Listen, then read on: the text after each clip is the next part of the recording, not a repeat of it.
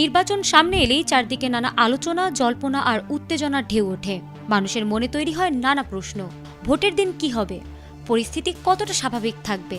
ঠিক এই আবহেই সামাজিক যোগাযোগ মাধ্যমে ছড়িয়ে পড়েছে একটি নতুন দাবি, যা অনেকের মধ্যে উদ্বেগ তৈরি করেছে। বলা হচ্ছে ভোটের দিন ইন্টারনেট বন্ধ রাখা হবে এবং এ বিষয়ে স্বরাষ্ট্র উপদেষ্টা নাকি মন্তব্য করেছেন। খবরটি মুহূর্তেই ভাইরাল হয়ে পড়ে। অনেকে একে সত্য ধরে নিয়ে শঙ্কা প্রকাশ করতেও শুরু করেন। তবে বাস্তবতা বলছে ভিন্ন কথা।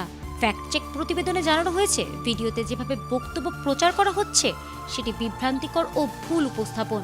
স্বরাষ্ট্র উপদেষ্টা নামে যে দাবি ছড়ানো হয়েছে তিনি আসলে তা বলেননি। ইন্টারনেট যদি কেউ বন্ধ করে তাহলে আমরা আইনের আওতায় নিয়ে আসবো।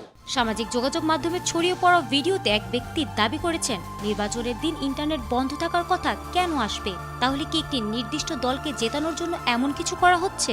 না হলে ভোটের দিন হঠাৎ করে ইন্টারনেট বন্ধ থাকলে আইনি ব্যবস্থা নেওয়া হবে? এমন কথা কেনই বা আসবে অন্য বিষয় বাদ দিয়ে? জানা গেছে, চট্টগ্রামে একটি নির্বাচন সংক্রান্ত সভায় স্বরাষ্ট্র উপদেষ্টা বলেছেন ঠিক উল্টো কথা। নির্বাচনের দিন ইন্টারনেট বন্ধ করা যাবে না এবং ভোটের সময় ইন্টারনেট চালু রাখার বিষয়টিও নিশ্চিত করতে হবে। অর্থাৎ ইন্টারনেট বন্ধ থাকবে এমন বক্তব্য তার নয়।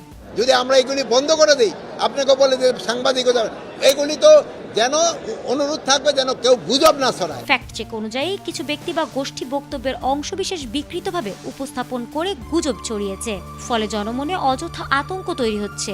ভোটের দিন ইন্টারনেট বন্ধের দাবিটি একটি গুজব এবং যাচাই ছাড়া এমন তথ্য ছড়ানোর ফলে বিভ্রান্তিও বাড়ছে। তাই যে কোনো খবর বিশ্বাসের আগে সত্যতা যাচাই করাই সবচেয়ে জরুরি। ফারহানা হক, ATN বাংলা।